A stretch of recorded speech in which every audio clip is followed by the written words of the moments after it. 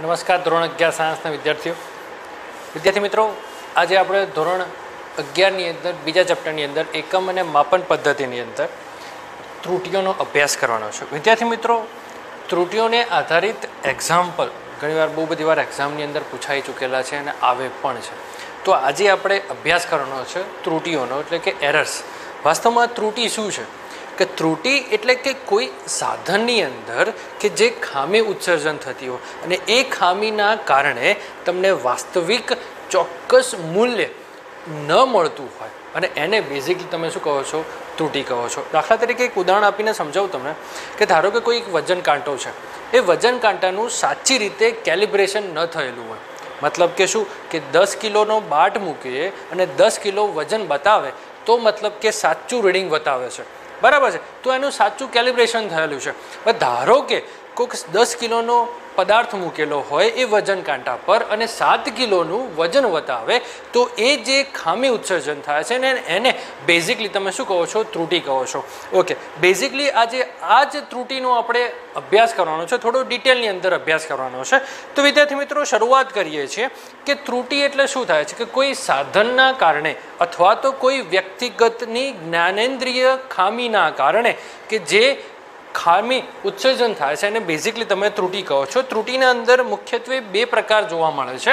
વિદ્યાર્થી મિત્રો, ધ્યાન આપશો કે ત્રુટી એટલે શું કે કોઈ સાધનના કારણે અથવા તો કોઈ વ્યક્તિના કારણે જે ખામી ઉત્સર્જન થાય છે એને બેઝિકલી ત્રુટી કન્સિડર આપ કરીએ છીએ. ત્રુટીની અંદર 2 પ્રકાર હોય છે. એક હોય છે વ્યવસ્થિત ત્રુટી, સ્થિત ત્રુટી, અને એક હોય છે અવ્યવસ્થિત ત્રુટી. વ્યવસ્થિત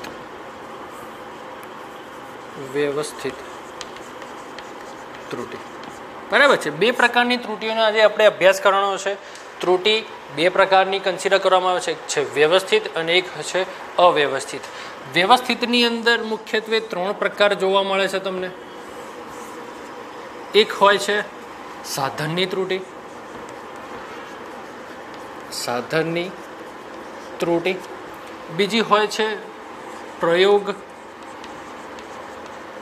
પદ્ધતિની ત્રુટી અને ત્રીજી હોય છે વ્યક્તિગત ત્રુટી. આ 3 ખામીઓ શાની અંદર જોવા મળે છે કે વ્યવસ્થિત ત્રુટીની અંદર જોવા મળે છે.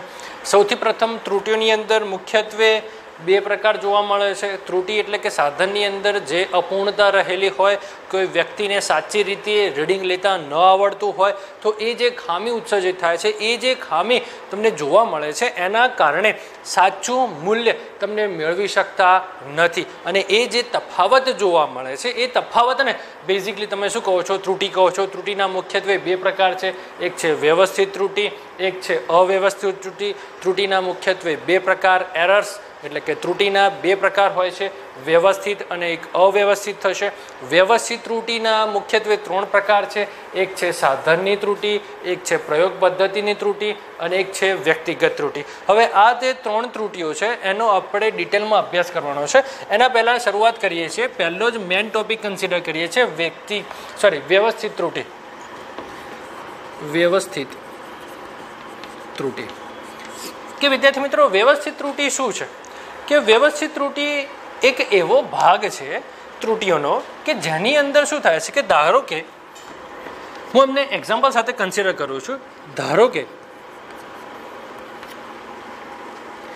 કોઈ પ્રયોગમાં સાચું મૂલ્ય અથવા તો સાચું અવલોકન અને લેવામાં આવતા વ્યક્તિગત અવલોકન વચ્ચે જે તફાવત મળે છે એને બેઝિકલી આપણે શું કન્સિડર કરીએ છીએ? વ્યવસ્થિત ત્રુટી કન્સિડર કરીએ છીએ. વ્યવસ્થિત ત્રુટીની અંદર શું થાય છે કે ધારો કે કોઈ અવલોકન લીધું, હું એક પ્રયોગ કરું છું. ધારો કે હું એક જસ્ટ એક્ઝામ્પલ આપું છું. આને બેઝિકલી કન્સિડર કરીએ છીએ માઇક્રોમીટર સ્ક્રૂ ગેજ. આને શું કહીએ છીએ? Micrometer screw gauge. આ માઇક્રોમીટર સ્ક્રૂ ગેજની મદદથી મેં એક અવલોકન લીધું, સાચું અવલોકન, શું કરીએ છીએ? સાચું અવલોકન. સાચું અવલોકન સપોઝ ધારો કે 2.5 સેન્ટીમીટર છે, બરાબર છે. આ સ્ક્રૂ ગેજની મદદથી મેં એક પદાર્થની ઘનતા અથવા તો તેની પહોળાઈને કન્સિડર કરું છું, તો એનું સાચું અવલોકન કેટલું છે કે સાહેબ 2.5 સેન્ટીમીટર છે, બરાબર છે. આ સાચું અવલોકન મને મળી ગયું.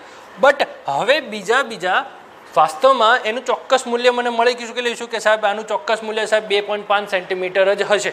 અને હવે હું શું કરું છું? અલગ અલગ વ્યક્તિગત હું મારી રીતે આ સાધનની મદદથી હું શું કરું છું? એનું અવલોકન લઉં છું. એ અવલોકન ઓકે વ્યક્તિગત અવલોકન. ધ્યાન આપશો વિદ્યાર્થી મિત્રો. વ્યક્તિગત અવલોકન લીધા મેં. વ્યક્તિગત અવલોકનની અંદર મને 2.1 સેન્ટીમીટર મળ્યા, 2.15 સેન્ટીમીટર મળ્યા, 2.40 સેન્ટીમીટર મળ્યા. મને આ અલગ અલગ મૂલ્ય મળ્યા. પણ આ અલગ અલગ મૂલ્ય એ સાચા મૂલ્યની કેવા છે? તદ્દન વિભિન્ન છે, બરાબર છે. તો આ બંને વચ્ચે જે તફાવત સર્જાય છે, આ જે તફાવત છે, આ જે તફાવત સાચા મૂલ્ય અને વ્યક્તિગત અવલોકનના જે મૂલ્ય છે, આ બે તફાવત સર્જાય છે. એ તફાવતને બેઝિકલી તમે શું કહો છો? વ્યવસ્થિત ત્રુટિ કહો છો. વ્યવસ્થિત ત્રુટિની અંદર આપણે આ કન્સિડર કરીએ છીએ કે કોઈ પ્રયોગની અંદર કે સાચું મૂલ્ય અને વ્યક્તિગત રીતે લેવામાં આવેલા મૂલ્ય, આ જે બે તફાવત સર્જાય છે, આ બે અવલોકનો વચ્ચે જે તફાવત સર્જાય છે, એ તફાવતને બેઝિકલી તમે શું કહો છો? વ્યવસ્થિત ત્રુટિ કહો છો. હું ફરીથી એકવાર ચર્ચા કરું છું. ત્રુટિ એટલે શું થશે કે કોઈ સાધનની રીતે અથવા તો કોઈ વ્યક્તિના જ્ઞાનેન્દ્રિયના કારણે જે ખામી ઉત્સર્જન થાય છે અને બેઝિકલી ત્રુટિ કન્સિડર કરીએ છીએ. ત્રુટિ એટલે કે વ્યવસ્થિત ત્રુટિ અને અવ્યવસ્થિત ત્રુટિ. વ્યવસ્થિત ત્રુટિના મુખ્યત્વે 3 ભાગ કન્સિડર કરીએ છીએ: સાધનની ત્રુટિ, પ્રયોગની ત્રુટિ અને વ્યક્તિગત ત્રુટિ. વ્યવસ્થિતની અંદર 3 ભાગ: સાધનની ત્રુટિ કન્સિડર કરીએ છીએ, એના પછી પ્રયોગ પદ્ધતિ અથવા તો ટેકનિકની પદ્ધતિ પણ કન્સિડર કરી શકીએ છીએ, ત્રુટિ છે, અને એક છે વ્યક્તિગત ત્રુટિ. હવે પહેલી વાત કરીએ છીએ વ્યવસ્થિત ત્રુટિ. વ્યવસ્થિત ત્રુટિ એટલે શું કે જ્યારે કોઈ પ્રયોગની અંદર કોઈ પ્રયોગ કરતા હોય, આ પ્રયોગની અંદર મને પહેલેથી આધારિત છે, મને પહેલાંથી ફિક્સ છે કે સાહેબ આનું રીડિંગ આટલું જ આવવું જોઈએ, બરાબર છે. તો મેં પહેલેથી સાચું મૂલ્ય મને યાદ છે કે સાહેબ એનું સાચું મૂલ્ય કેટલું છે. કે સપોઝ કર્યું આપણે એક્ઝામ્પલ કન્સિડર કરીએ છીએ, સાચું અવલોકનનું મૂલ્ય કેટલું છે કે સાહેબ 2.5 સેન્ટીમીટર છે. હવે હું પ્રયોગ કરું છું. આ પ્રયોગની અંદર હું જે તે સાધનોનો ઉપયોગ કરીશ. હા કે સાહેબ તમે વર્નિયર કેલિપર્સનો ઉપયોગ કરી શકો છો, માઇક્રોમીટર સ્ક્રૂ ગેજનો ઉપયોગ કરી શકો છો, મીટર પટ્ટીનો ઉપયોગ કરો છો, વગેરે વગેરે સાધનોનો તમે ઉપયોગ કરી શકો છો. આ સાધનની મદદથી મેં એક પ્રથમ રીડિંગ લીધું, બીજું રીડિંગ લીધું, ત્રીજું રીડિંગ. આમાંથી એક પણ મૂલ્ય એ સાચા મૂલ્ય જેટલું નજીકમાં નજીક નથી. તો શું થાય છે કે વ્યવસ્થિત ત્રુટિ એટલે શું થશે કે ભાઈ સાચું અવલોકન અને વ્યક્તિગત અવલોકન, આ બંને વચ્ચે જે તફાવત સર્જાય છે, આ જે નવો તફાવત સર્જાયો છે, આ જે તફાવતને બેઝિકલી તમે શું કહો છો? વ્યવસ્થિત ત્રુટિ કન્સિડર કરો છો. ચલો એના પછીના એના સબ ટોપિકની વાત કરીએ છીએ કે આના 3 પ્રકાર: સાધનની ત્રુટિ, પ્રયોગની ત્રુટિ અને એક હોય છે વ્યક્તિગત ત્રુટિ. ચલો પહેલી જ વાત કરીએ છીએ સાધનની ત્રુટિ. ઓકે, તમને બધાને એક અંદાજ તો આવી જાય કે ભાઈ સાધનની ત્રુટિ. સાધનની ત્રુટિ એટલે શું થશે કે સાહેબ કોઈ સાધન છે, મેં શરૂઆતની અંદર જ એક ઉદાહરણ આપ્યું. ધારો કે કોઈ એક વજન કાંટો લેવામાં આવે છે. એ વજન કાંટાને સૌપ્રથમ કેલિબ્રેશન કરવું પડે, બરાબર. કેલિબ્રેશન એટલે શું કે તમને ચોક્કસ મૂલ્ય, ધારો કે કોઈ 10 કિલોનો વજનવાળી વસ્તુને તમે એક્ઝેક્ટ વજન કાંટા પર મૂકો છો, બરાબર છે, અને તમને એક વજન કાંટાની અંદર તમે સેટ કરો છો કે હા આ 10 કિલોની વસ્તુ છે તો સામે 10 કિલોનું રીડિંગ આપવું જોઈએ. તો એ શું થયું? એક જાતનું કેલિબ્રેશન થાય છે.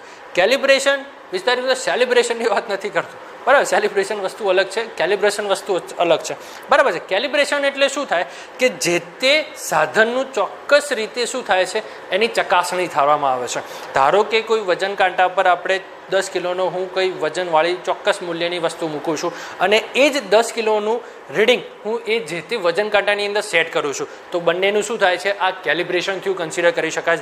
ત્યારબાદ તમે જે તે વસ્તુનો તેના પર વજન કરો છો તો તમને ચોક્કસ મૂલ્યનું તમને સાચું રીડિંગ બતાવે છે. ધારો કે હું એ જ રીતે કેલિબ્રેશન નથી કરતો, બરાબર છે. ડાયરેક્ટ હું એઝ ઇટ ઇઝ ગમે તે વસ્તુ મૂકું તમને સાચા રીડિંગ બતાવતા નથી. તો એ જ પ્રમાણે સાધનની ત્રુટિમાં શું હોય છે કે જ્યારે કોઈ પદાર્થને અથવા તો કોઈ સાધનની અંદર કોઈ ખામી રહેલી હોય છે અથવા તો તેની ચોક્કસ રીતે કેલિબ્રેશન ન કરેલું હોય ત્યારે તમે જે તે પ્રયોગ કરો છો તો એ પ્રયોગની અંદર તમને સાચા રીડિંગ બતાવતા નથી. સાચા રીડિંગ તમે જોઈ શકતા અથવા તો મેળવી શકતા નથી અને એ પરિણામે જે રીડિંગ જોવા મળે છે એ પૂર્ણપણે કેવા હોય છે? ખોટા હોય છે.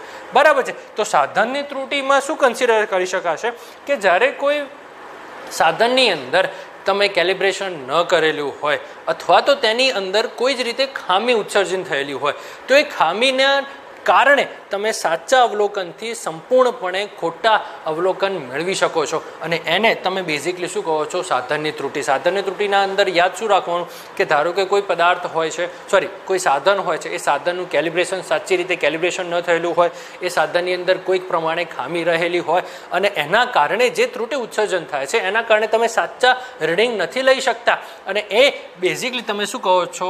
સાધનની ત્રુટિ કન્સિડર કરવામાં આવે છે. એના પછીની વાત કરીએ છીએ પ્રયોગ પદ્ધતિની ત્રુટિ. પ્રયોગ પદ્ધતિ એટલે શું કે સૌ પ્રથમ જસ્ટ એક એક્ઝામ્પલ આપું છું, બીજી વાત કરીએ છીએ પ્રયોગની ટેકનિકની પદ્ધતિની ત્રુટિ. ઓકે, પ્રયોગની પદ્ધતિની ત્રુટિની વાત કરીએ છીએ. પ્રયોગની પદ્ધતિની ત્રુટિમાં શું હોય છે કે એક તબક્કાવાર તમને સૌ પ્રથમ કે જસ્ટ એક એક્ઝામ્પલ સાથે તમને સમજાવું છું કે ધારો કે તમે કેમેસ્ટ્રી હોય છે, ફિઝિક્સ હોય છે કે જે તે હોય છે તો જ્યારે પણ તમે પ્રયોગ કરો છો તો જે તે સાધનની મિનિમમ સ્કેલ માપવાનું હોય છે. જસ્ટ એક્ઝામ્પલ સાથે સમજાવું છું. ઓકે, જસ્ટ એક એક્ઝામ્પલ છે કે આ એક વર્નિયર કેલિપર છે. બરાબર છે. આ વર્નિયર કેલિપર્સની અંદર જ્યારે પણ તમે કોઈ સાધનની ચકાસણી કરતા હોય અથવા તો કોઈ રીડિંગ લેતા હોય તો સૌથી પ્રથમ તેની અંદર શું કરવાનું હોય છે કે આ જે બે બિંદુઓ છે આ બે બિંદુઓ એકબીજાની સાથે રહેવા જોઈએ. મતલબ કે શું કે તમે કદાચ જોઈ શકો છો અહીંયા કે ધારો કે આ વર્નિયર કેલિપર્સની મદદથી આપણે પ્રયોગ કરતા હોઈએ.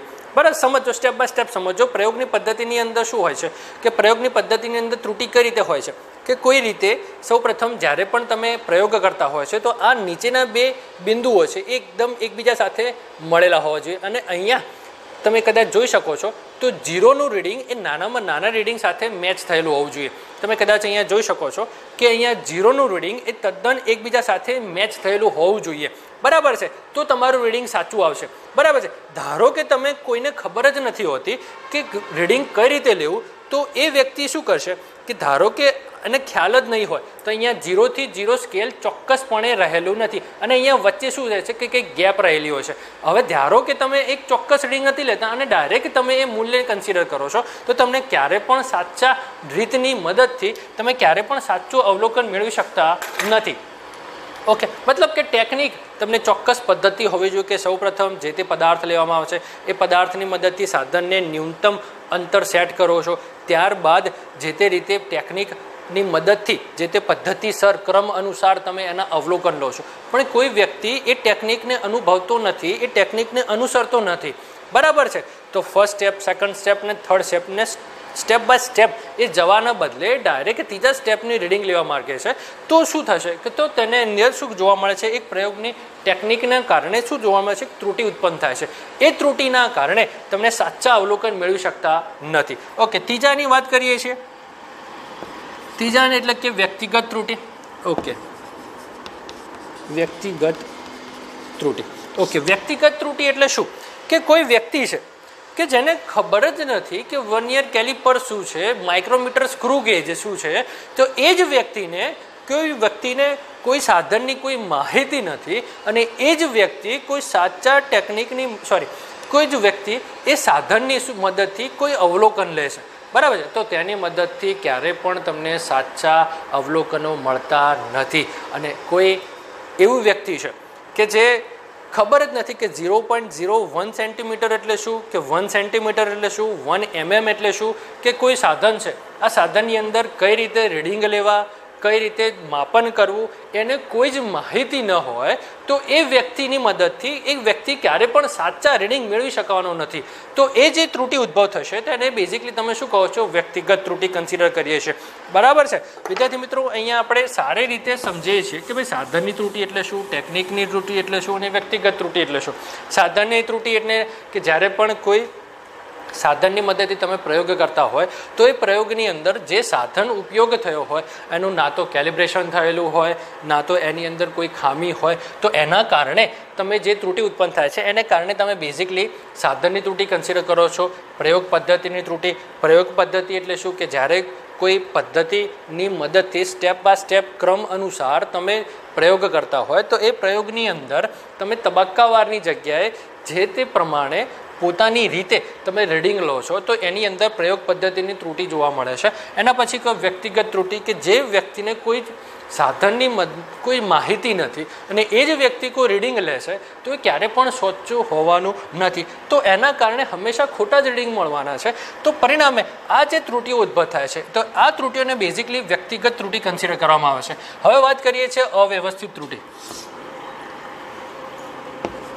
બીજી વ્યવસ્થિત ત્રુટિ. ઓકે ચાલો, અવ્યવસ્થિત ત્રુટિ એટલે શું? વ્યવસ્થિત ત્રુટિ તો આપણે ભણી ચૂકેલા છે કે સાચા મૂલ્ય અને અવલોકનકારના લીધે મેળવેલા મૂલ્યને જે તફાવત ઉત્સર્જન થાય છે એ તફાવતને બેઝિકલી તમે વ્યક્તિગત ત્રુટિ કન્સિડર કરો છો, વ્યવસ્થિત ત્રુટિ કન્સિડર કરો છો. હવે વાત કરીએ છીએ અવ્યવસ્થિત ત્રુટિ.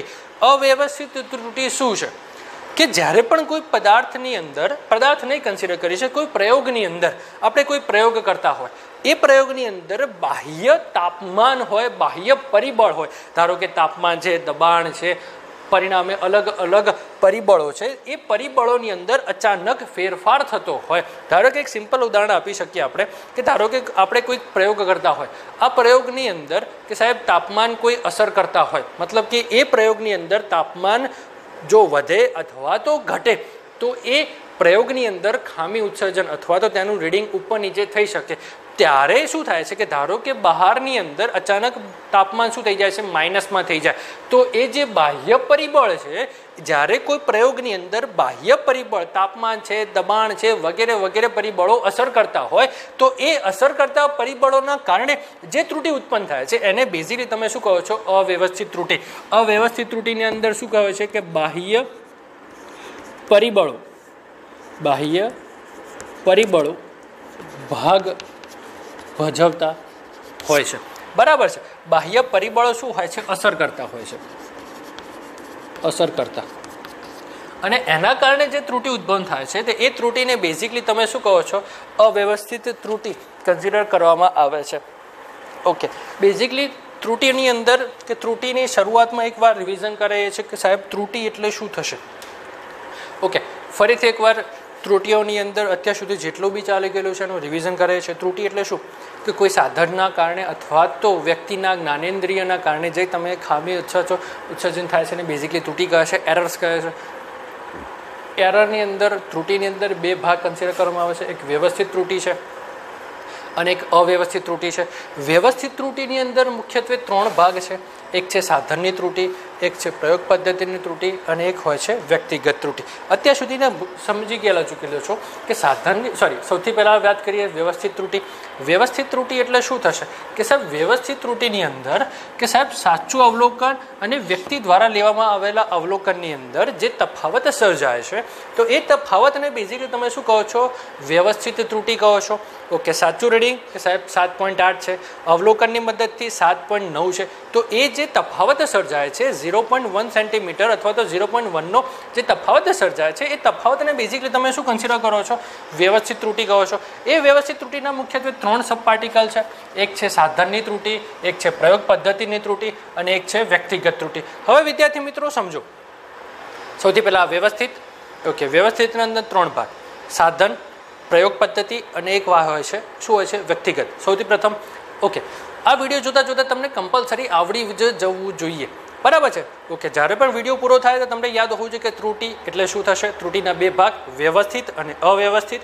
વ્યવસ્થિતના અંદર 3 ભાગ, કયા કયા કે વ્યવસ્થિતની અંદર 3 ભાગ: સાધનની, પ્રયોગ પદ્ધતિ અને વ્યક્તિગત. ઓકે, સાધન એટલે શું કે જ્યારે કોઈ ખામીયુક્ત સાધન હોય અથવા તો તેનું કેલિબ્રેશન ન કરેલું હોય અને તેવા સાધનને તમે શું કરો છો, રીડિંગ લો છો, અવલોકન લો છો, તો તમે ક્યારે પણ સાચા અવલોકન મેળવી શકતા નથી અને પરિણામે એ જે ત્રુટિ ઉત્પન્ન થાય છે એ ત્રુટિને બેઝિકલી તમે શું કહો છો કે સાહેબ સાધનની ત્રુટિ કન્સિડર કરીએ છીએ. ઓકે, એના પછીની વાત કરીએ છીએ. એના પછી વાત કરીએ છીએ પ્રયોગ પદ્ધતિની ત્રુટિ. પ્રયોગ પદ્ધતિની ત્રુટિ એટલે શું કે તમે કોઈ પ્રયોગની સાચા ટેકનિકની ઉપયોગ કરતા નથી અને જેમ રીતે અલગ અલગ રીતે શરૂઆતની અંદર ફર્સ્ટ, સેકન્ડ ને થર્ડ આમ સ્ટેપ અનુસાર તમારે રીડિંગ લેવાના હોય છે, પણ તમે એ ક્રમને જાળવતા નથી, પોતાની રીતે મન ફાવતા રીતે રીડિંગ લો છો. તો પ્રયોગની અંદર પદ્ધતિની અંદર કોઈ ખામી હોય છે, તો એ પદ્ધતિના ખામીને કારણે જે ત્રુટિ જે અવલોકન મળે છે તો એ અવલોકન કેવા હોય છે, ખામીયુક્ત હોય છે. પરિણામે એને બેઝિકલી પ્રયોગ પદ્ધતિની ત્રુટિ કન્સિડર કરવામાં આવે છે. એના કારણે આવે છે વ્યક્તિગત ત્રુટિ. વ્યક્તિગત ત્રુટિ એટલે કે એવા વ્યક્તિ અવલોકન લે છે કે જેને સાધનની કોઈ જ પ્રકારે માહિતી નથી, તો એ હંમેશા ચોક્કસપણે ખોટા રીડિંગ જ લેવાના છે. બરાબર છે. ધારો કે કોઈ 5મા 6ઠાનો કોઈ વિદ્યાર્થી છે અને એને તમે વર્નિયર કેલિપર્સ આપો છો, તો એ વર્નિયર કેલિપર્સ શું છે એને એ પણ નથી ખબર અને એ જે સાધન એ જે રીડિંગ લેશે વ્યક્તિ, તો હંમેશા કેવું લેશે કે સાહેબ ખોટું જ લેવાનું છે અને એના કારણે જે ત્રુટિ ઉત્પન્ન થાય છે ને બેઝિકલી તમે શું કહો છો, વ્યક્તિગત ત્રુટિ કન્સિડર કરીએ છીએ. એના પછીની વાત કરીએ છીએ બીજો ભાગ અવ્યવસ્થિત ત્રુટિ. અવ્યવસ્થિત ત્રુટિ એટલે શું થશે કે સાહેબ કે જ્યારે કોઈ પ્રયોગ કરતા હોય ને એ પ્રયોગની અંદર બાહ્ય પરિબળો ભાગ ભજવતા હોય, અસર કરતા હોય, દાખલા તરીકે તાપમાન છે, અલગ અલગ રીતે તાપમાન છે, દબાણ છે, વગેરે વગેરે અસર કરતા હોય કે બાહ્ય પરિબળો અસર કરતા હોય ને એના કારણે તમારું રીડિંગ શું થાય છે, સતત ચેન્જ થતું રહે છે, એટલે ઉપર નીચે થતું રહે છે, સાચું રીડિંગ મેળવી શકતા નથી અને એના કારણે એ જે ત્રુટિ મળતી હોય છે એને બેઝિકલી તમે શું કહો છો, અવ્યવસ્થિત ત્રુટિ. ચાલો એકવાર હું ફરીથી એકવાર રિવિઝન કરાવું છું વિદ્યાર્થી મિત્રો. ત્રુટિ એટલે કે એરર્સ 2 ભાગ કયા કયા, વ્યવસ્થિત અને અવ્યવસ્થિત. વ્યવસ્થિતની અંદર 3 ભાગ થશે. એક છે સાધનની ત્રુટિ, એના પછી છે પ્રયોગ ટેકનિકની પદ્ધતિ અને ત્રીજું શું છે કે સાહેબ વ્યક્તિગત ત્રુટિ.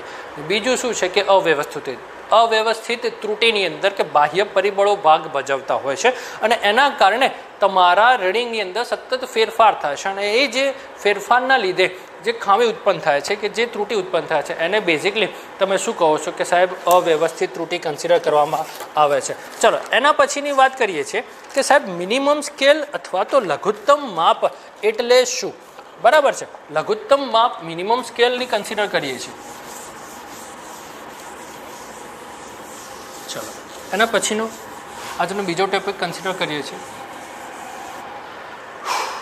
ઓકે, એના પછીનો બીજો ભાગ કન્સિડર કરીએ. બીજો ભાગ લઘુત્તમ માપ. લઘુત્તમ માપ મિનિમમ સ્કેલ.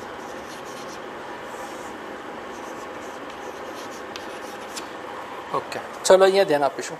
લઘુત્તમ માપ એટલે શું કે કોઈ સાધનની મદદથી નાનામાં નાનું કેટલું માપ મેળવી શકાય.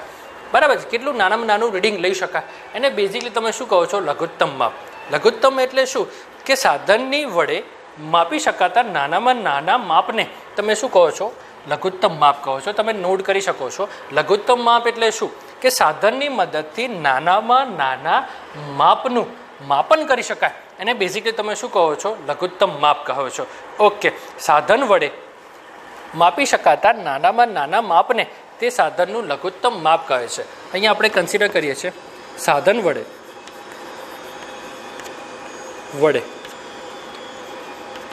મેળવી શકાતા નાનામાં નાના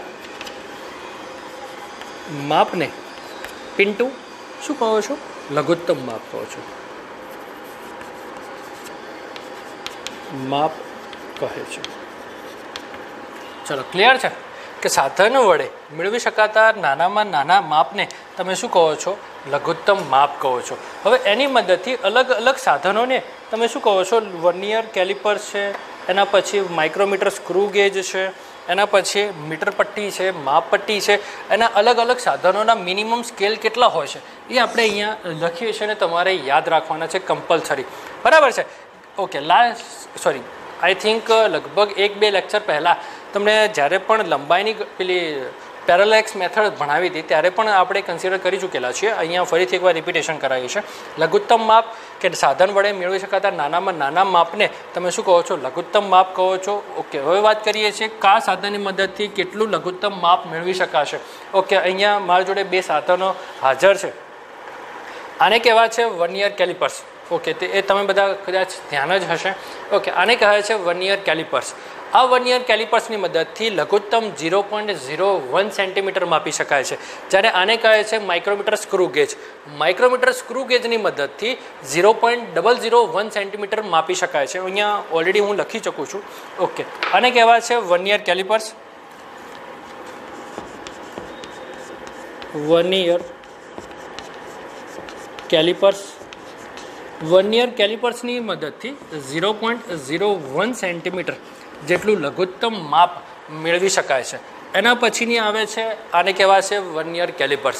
આ વર્નિયર કેલિપર્સની મદદથી લઘુત્તમ 0.01 સેન્ટીમીટરથી આટલી વસ્તુ લગભગ માપી શકાય છે વર્નિયર કેલિપર્સની મદદથી. એના પછીની વાત કરીએ છીએ માઇક્રોમીટર સ્ક્રૂ ગેજ. આને કહેવાય છે વિદ્યાર્થી મિત્રો માઇક્રોમીટર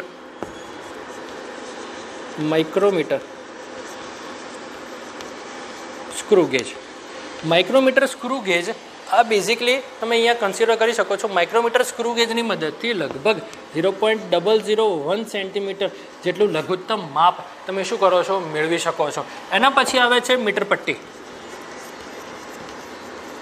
ઓકે, મીટર પટ્ટી તો લગભગ બધાએ જોયેલી જ છે, બરાબર છે. એના કારણે કન્સિડર નથી કરતો અહીંયા કે એનું માપ લઘુત્તમ 0.1 સેન્ટીમીટર એટલે કે 1 mm, બરાબર છે. તો 1 mm જેટલું માપ તમે મીટર પટ્ટીની મદદથી તમે શું કરી શકો છો? મેળવી શકો છો. ક્લિયર છે વિદ્યાર્થી મિત્રો? લઘુત્તમ માપ એટલે શું થશે કે સાધન વડે મેળવી શકાતા નાનામાં નાના માપને તમે શું કહો છો? લઘુત્તમ માપ કન્સિડર કરો છો. વર્નિયર કેલિપર્સની મદદથી 0.01 સેન્ટીમીટર, માઇક્રોમીટરની મદદથી 0.001 સેન્ટીમીટર, મીટર પટ્ટીની મદદથી 0.1 સેન્ટીમીટર તમે મેળવી શકો છો. ઓકે, એના પછીની વાત કરીએ છીએ ત્રુટીઓનો અંદાજ. ત્રુટીની અંદાજની અંદર સ્ટાર્ટ કરતાં પહેલાં એકવાર ફરીથી અહીંયા એકવાર રિવિઝન કરાવી ચૂકી. ચલો રિવિઝન કરાવીએ છીએ.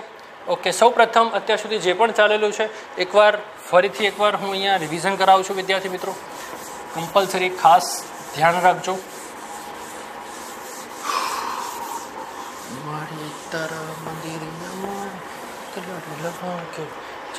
ચલો અહીંયા ફરીથી એકવાર ફર્સ્ટ ટોપિક કન્સિડર કરીએ છીએ. શું છે કે ત્રુટી.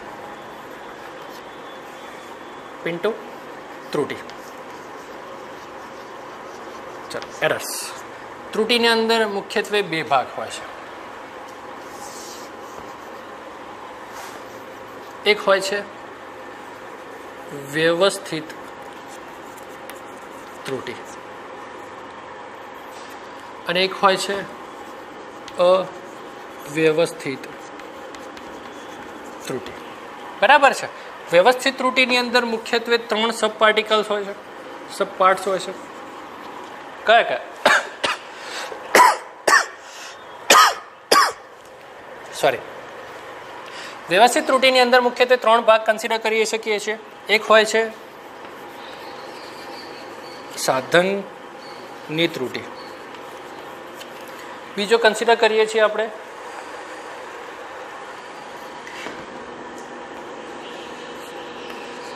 પ્રયોગ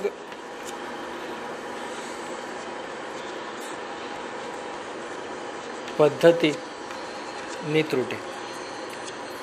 ક્લિયર? અને એના પછી ત્રીજાની વાત કરીએ છીએ વ્યક્તિગત ત્રુટી. ક્લિયર છે? મુખ્યત્વે ત્રુટીની અંદર તમે 2 જોઈ શકો છો, વ્યવસ્થિત ત્રુટી, વ્યવસ્થિત અને અવ્યવસ્થિત. વ્યવસ્થિત ત્રુટીની અંદર 3 સબ પાર્ટિકલ છે, સાધનની ત્રુટી, પ્રયોગ પદ્ધતિની ત્રુટી અને વ્યક્તિગત ત્રુટી. અવ્યવસ્થિતની અંદર કોણ ભાગ ભજવે છે કે સાહેબ બાહ્ય પરિબળો અસર કરતા હોય છે.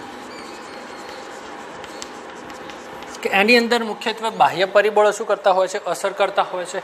એ બાહ્ય પરિબળોના કારણે તમને શું ઉત્પન્ન થાય છે કે ત્રુટિ ઉત્પન્ન થાય છે. ઓકે, અત્યાર સુધી તમે જોઈ શકો છો કે ત્રુટિ એટલે શું થશે કે કોઈ સાધનને કારણે અથવા તો વ્યક્તિગત જ્ઞાનેન્દ્રિય અથવા તો વ્યક્તિગત જ્ઞાનેન્દ્રિય એટલે શું કે વ્યક્તિના અંદર ખામીના કારણે તમે જોઈ શકો છો કે ત્રુટિ ઉત્પન્ન થાય છે. એ ત્રુટિની અંદર વ્યવસ્થિત અને અવ્યવસ્થિત ત્રુટિ કહે છે. વ્યવસ્થિત ત્રુટિની અંદર સાધનની ત્રુટિ એટલે કે કોઈ સાધન ખામીયુક્ત હોય અથવા તો કેલિબ્રેશન ન કરેલું હોય. પ્રયોગ પદ્ધતિ એટલે કોઈ સાચી પદ્ધતિ ન હોય એના કારણે તમે સાચા અવલોકન મેળવી શકતા નથી. વ્યક્તિગત ત્રુટિ કે જે વ્યક્તિને કોઈ સાધન વિશે માહિતી નથી એવા જ વ્યક્તિને તમે તેનું રીડિંગ લેવડા માગો છો તો એ વ્યક્તિ હંમેશા ખોટા અવલોકન જ લેવાનું છે. એના કારણે વ્યક્તિગત ત્રુટિ ઉત્પન્ન થાય છે. અવ્યવસ્થિત ત્રુટિ, અવ્યવસ્થિત ત્રુટિની અંદર કે બાહ્ય પરિબળો કે ધારો કે કોઈ પ્રયોગની મદદથી કોઈ પ્રયોગ દરમિયાન કોઈ બાહ્ય પરિબળની અંદર સતત અચાનક તાપમાનમાં ફેરફાર થતો હોય, દબાણમાં ફેરફાર થતો હોય અને એના કારણે જે ત્રુટિ ઉત્પન્ન થાય છે એને બેઝિકલી તમે શું કહો છો, અવ્યવસ્થિત ત્રુટિ. એના પછી વાત કરીએ છીએ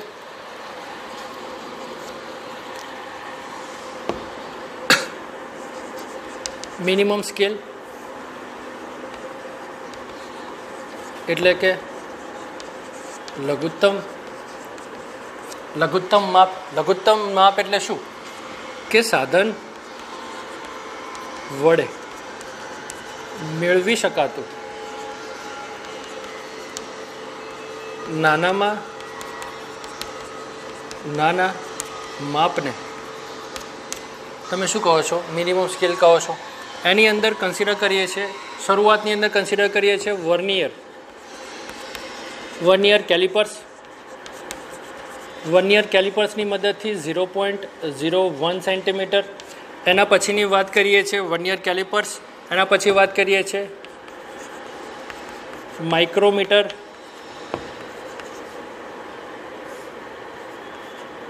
સ્ક્રૂ ગેજ. માઇક્રોમીટર સ્ક્રૂ ગેજની અંદર મદદથી 0.001 સેન્ટીમીટર કન્સિડર કરી શકો છો. એના પછી ત્રીજાની વાત કરીએ છીએ. ત્રીજાની અંદર મીટર પટ્ટી. મીટર પટ્ટીની મદદથી 0.1 સેન્ટીમીટર તમે લઘુત્તમ માપ શું કરી શકો છો, મેળવી શકો છો. વિદ્યાર્થી મિત્રો, એના પછીના નેક્સ્ટ લેક્ચરની અંદર આપણે ત્રુટિના દાખલા અથવા તો ત્રુટિનો અંદાજ, નિરપેક્ષ ત્રુટિ, સાપેક્ષ ત્રુટિ અને પ્રતિશત ત્રુટિ, આ ત્રણેયનો શું કરવાનો છે ડિટેલની અંદર એના એક્ઝામ્પલ ગણવાના છે અને એની પદ્ધતિનો આપણે શાંતિસર અભ્યાસ કરવાનો છે. ચલો, ક્લિયર? Thank you.